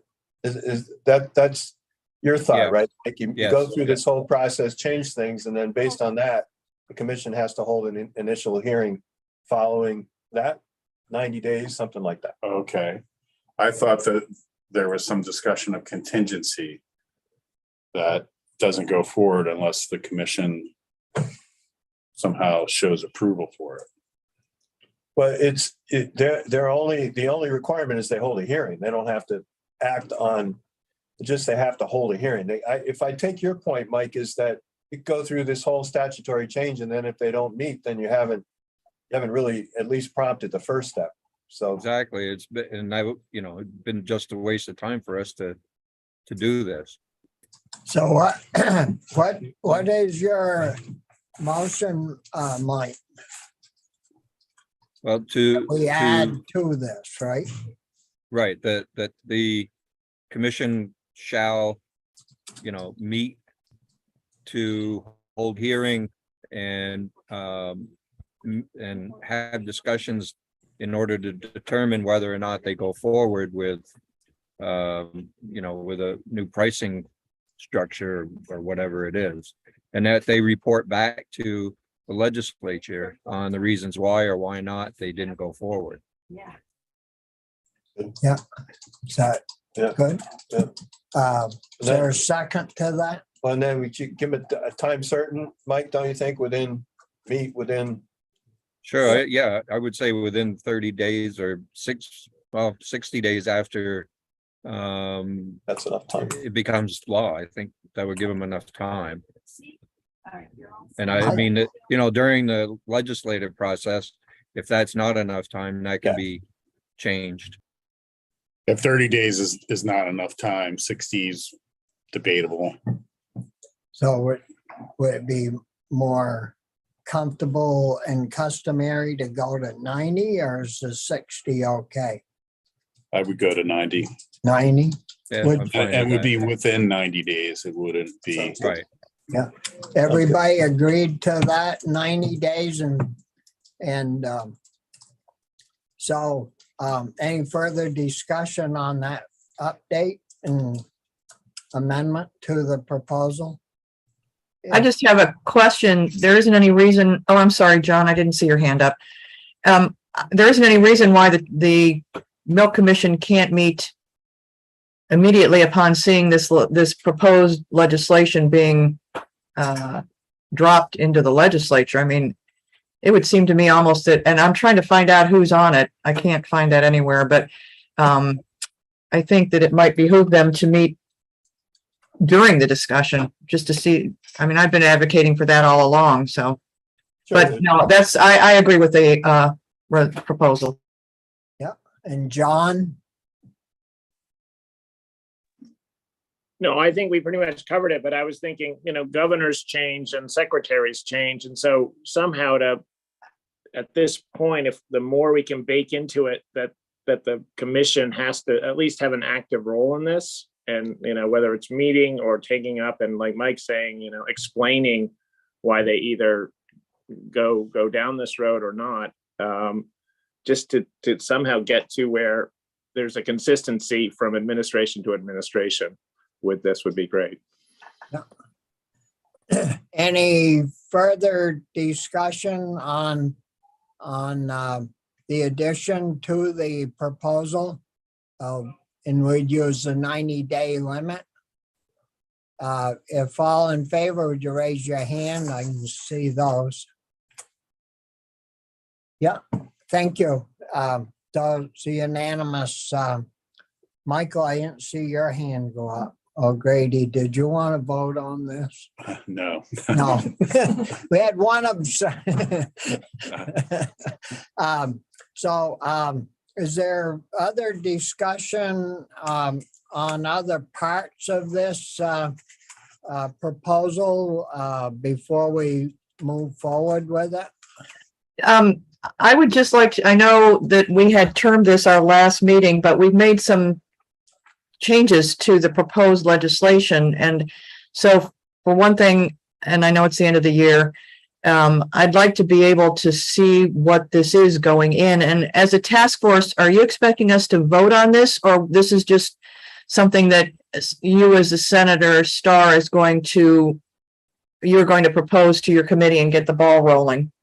Well, this is a report that the task force was asked to produce and present to so it's basically a report to the General Assembly from the task force. And we're actually at our 11th meeting today instead of our 10th. And so I kind of like to take the changes that we talked about today, let Michael put them in the proposal, and then send you guys all a clean copy of the issue. But I think most of the issues that we've talked about, do you want to run through those, Michael, to see if everybody's clear on the issues? I'd like to get it done today and move forward. But if there's issues that we've talked about up to this point that somebody really feels uncomfortable allowing Michael to move forward with the changes, then we still should try to move this forward if possible today. So we would stay within our time limit. I know, is that something, Michael, that Yep. you could do? I'm going to share my screen again.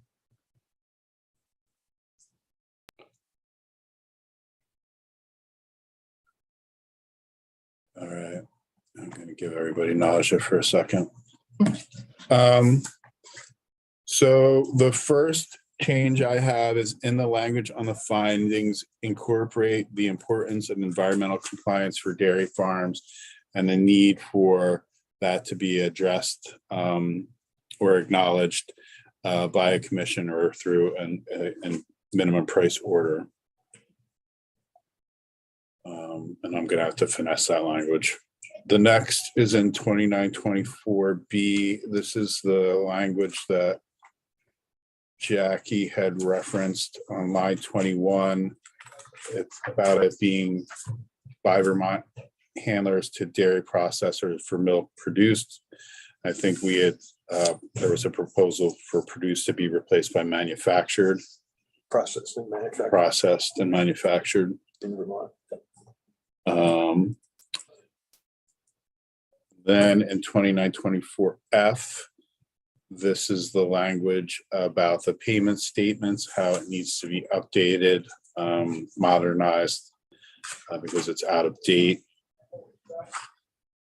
Yeah, that one seems like it could handle that in committee. Yep. Just we flagged that it needs to be looked at. Then in 2925B, there needs to be that other types of producers after other types of production on line 9 and 10 after organic milk production. And then in 2925E,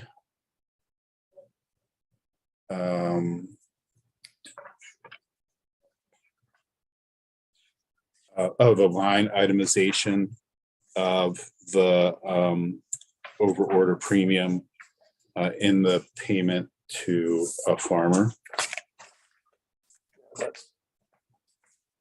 Yep. 2925F. This is to clarify, it's not a block vote, individual votes, which I think the language already does, frankly. For amendments. And then to clarify, right, that the amendment is on the amendment and does not disapprove or revoke the order as a whole. Yeah, it says an order or amendment. Right. Yeah, so that one's clear. We don't need to change that. Okay. And then 2929B, that's incorporation or referencing that there will be public comment or public input or opportunity for public input at a hearing. And then last would be a session law, new session law section that would mandate the meeting of the Vermont Milk Commission within 90 days of the effective date of the bill to determine whether to go forward with any of the authority within its discretion. And then to report back to the General Assembly why they decided to go forward or why not. Those are the changes. So are we in pretty good shape with those changes to let Michael write that up in legislative form and give him permission to do that, so we could move forward with our proposal to the General Assembly? So is this the report? So then are we saying that this is the report that we are offering, or is there going to be something else written and this is a result of that report? So the language for your authority is your report will take the form of draft legislation. Oh, that's right. Thank you, Michael. Yeah, so this would cover our charge to the legislature, and we would have two forms of draft legislation, right, Michael? We'd have the one on the DMC and this one. So we'd have two proposed pieces of draft legislation to move forward. And I can put a cover sheet on it. I put the authority of the task force on it, your membership, and then like a short overview paragraph that said this is the legislation that you're proposing for consideration by the General Assembly. Yep. Do we have any sense of the current members of the Vermont Milk Commission? Are they still within their terms, or have their terms expired? I know I think Jerry Booth was on there and he has since retired. And So I'm just wondering if you guys are all appointed for a certain amount of time, do we even have a milk commission right now? I think we met a week or two ago. Anson called a meeting, and I was invited along with some others, but it was sort of understood that we all needed to be reappointed, and we didn't do any business. All we did was is hear Diane and the ag agency present numbers to us. The number of farms and the different categories of farms, the pricing, and he said that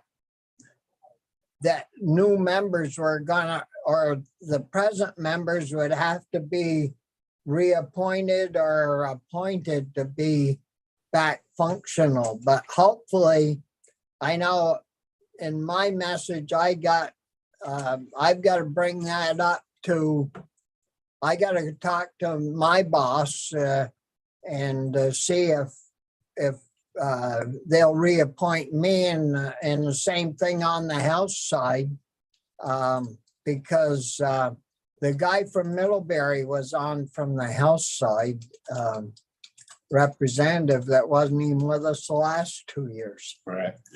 The governor's boards and commissions page says that his appointees are Paul Doughton with expiration in February of 25, Randy Muzandar with the expiration in February 2024, Harold Horrigan, expiration February 2024, Jane Clifford, expiration last February 2022, Mark Magnan, February 2025, and Fitz Beckford, February 2024. Who was the last one, Michael? Fitzroy Beckford, doctor. So that's who's on there now with the legislative appointees. So the only one that needs to be reappointed or someone put in that spot is Jane Clifford, because she's the only one that has whose term expired, right? And somebody's missing. Because if you add the secretary, There's no consumer advocate on there, was there? I don't know. That used to be Ellen, what was her name? She was an extension. She was a nutritionist from Extension. No, that would be 9 with the secretary and the 2 legislative members. That's 9. So Jane is the only one that doesn't have a current appointment according to the governor's boards and commissions. Well, what about Health side? That's going to expire at the end of this year. So who is it? It doesn't say who the legislative appointees are. John, who's the guy from the fair field days? His wife's charge of the field days. And Carrie Norris. Carrie Norris was on. Yeah. So he's gone. So, and I'm not on there either because I haven't received anything from the Senate side saying I'm going to be on, but I'll talk It might be a good addition from the House side, just because he's an organic farmer, as Henry Pearl, if he'd do it. It would give them a voice at the table. Yeah.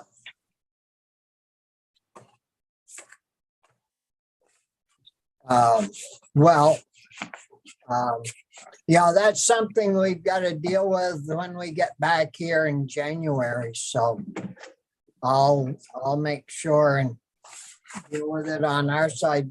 John O'Brien, you may want to think about that and talk to Jill in regards to who and, you know, once it all gets settled out on the different committees and all that.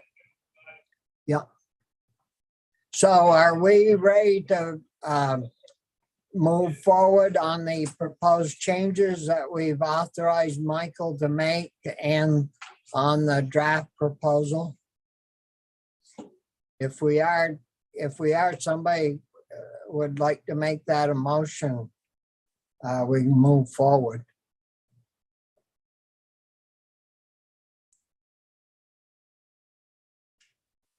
I guess I'll make the motion, put it on the table that we move forward with the draft 1.2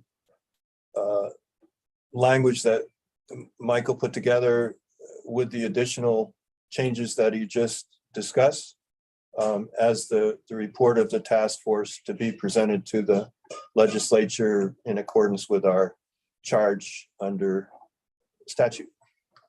Yeah, is there a second to that motion? I'll second it. And Michael seconded. Any discussion on the motion?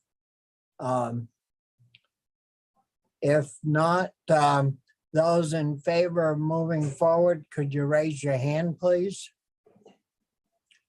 Let the record show it was a unanimous vote to move it forward, so there's no need to vote against.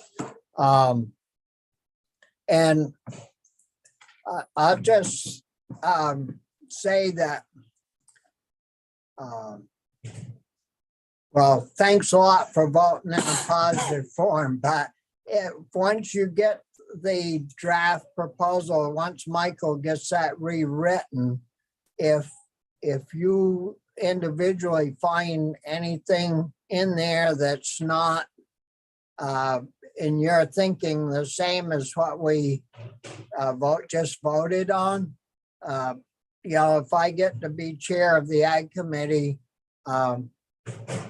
please, contact me and we'll make reference to that in the committee where hopefully this bill will, or this draft will end up. So, I guess did you have anything else, Dane? Yeah, I just wanted to add, thank you to the task force. We've been at this for a couple years.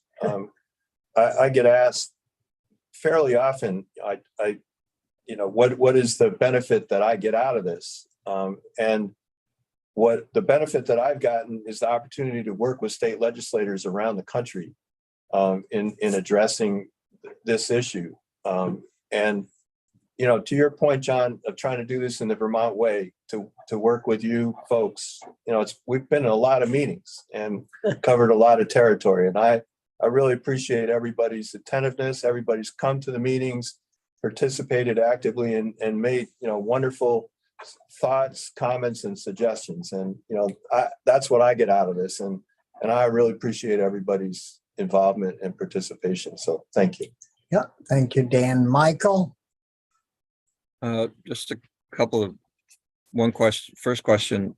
Do you want a companion bill in the House? And I mean, if so, then, John, I think John and I, not speaking for John, but we could sponsor it. And so that there's a bill on both sides.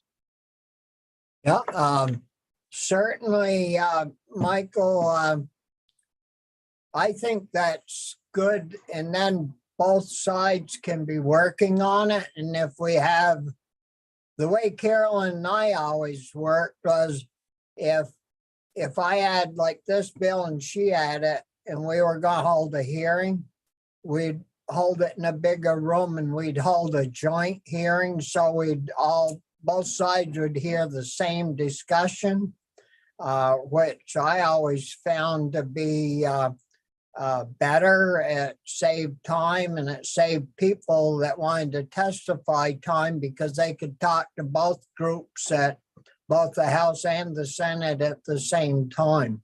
So I don't see anything that would prohibit this going to both the House and to the Senate. So that would be good. Okay. Last week or the week before on the news, there was an article or news story that came out of UVM has had a breakthrough in being able to manufacture proteins, dairy proteins, and can make milk and make probably butter and ice cream and everything else that we're talking about here. And I think, maybe in the back of our minds, we need to be thinking about that. And what is that going to do to our dairy industry? How will that change it? So I think it might be too early to tell, but I think we all need to be thinking about that as well. Yeah. Yeah, we may be able to sell all the cows and put our farmers to making manufactured products in their barns from this chemical. The tourists don't want to come up here and see little test tubes grazing on the side of pastures. Right. We'd have to put those Woody Jackson cows out there, paint them up. No, I saw that article and I'm sure, Heather's got her hand up. You're part of UVM, Heather. Could you fill us in any? Yeah, I'm not in that department. But no, I think what I was hearing a little bit and wondering about myself is what's the future of this committee and the, to me, a committee like this that can be addressing whether it's a emerging threat or emerging opportunity, or, just sort of addressing what's happening in relatively real time with the industry, I think has been really important. We use the word revitalize, but I wonder in some ways if we've just been just constantly hearing from folks. And, honestly, at first I thought to myself, oh, we're kind of hearing from the same people. Maybe we should hear from different people. But, some of the responses were really different from the prior year. And I think it just really showed that, things are always moving and changing, and a concern of yesterday may not be a concern for this coming year. And just keeping a finger on that pulse actively is really important. And I think, just in the long term for sustainability, revitalization, and just keeping the industry moving forward is really important for this type of committee to exist. So I just sort of would end on that, I guess, with my own comment. Well, I know I've enjoyed, being a co-chair of the crew, and even, I don't know if we've ever had a full meeting in person of our committee. I think we've functioned. That's amazing. Huh? I think you're right. That's amazing. Yeah, I don't think Yeah. we've ever had a full meeting of being in person, but yet we've accomplished, I think, our mission and heard from hundreds of, I bet it's hundreds of people over both years in regards to our charge. But and I know on the Senate side this year, there's going to be the majority of the committee is going to be new. I look forward to getting new ideas from them, but to set up a side committee like this one, it's been really good. And I think we've accomplished quite a bit, and hasn't tied up a lot of legislators. There's usually 2 senators and 2 reps here, but you private folks, it's really, it's been really good working with you, and we haven't always agreed on everything, but we just keep working at it until we can. If I could just respond, Heather, a little bit, and thinking about what you said, and also what Mike Marcotte suggested, maybe building on that a little bit. It seems that part of the primary function, or a primary function of what we're doing, is to try to activate the Milk Commission to be more involved and engaged. Like Bobby said, the Compact Commission ended up meeting monthly, and really was part of the landscape for that period of time. And it seems like that's what we're trying to encourage here. So maybe we, as a follow-up, not, we voted out what we voted out, but as kind of a add-on to what Representative Marcotte suggested, that in Bobby's committee, you go one step further and encourage or direct the Milk Commission to meet quarterly for a year and get active and get in motion. So just a additional thought. And I think it was probably a combination of issues why we maybe didn't get together, the pandemic, and that was rough going, but hell, you could have had a meeting on Zoom. I mean, we could have done it right from home, and we've accomplished our work, and the Milk Commission has always had, I mean, when we put that together, they had still have a lot of authority. And, I would think that they would want to meet every other month or something like that, regardless of, what's happening, and talk about what's happening, and talk about what they might be able to do to, ease the burden that, hell, we've lost probably 350 farms since the last meeting of the milk commission, but anyways, that's water over the dam, and maybe we'll talk more about that portion of the bill once we get it into the ag committee, but we'll move the report forward and hopefully address that issue once we get it there. John, did you have your hand up?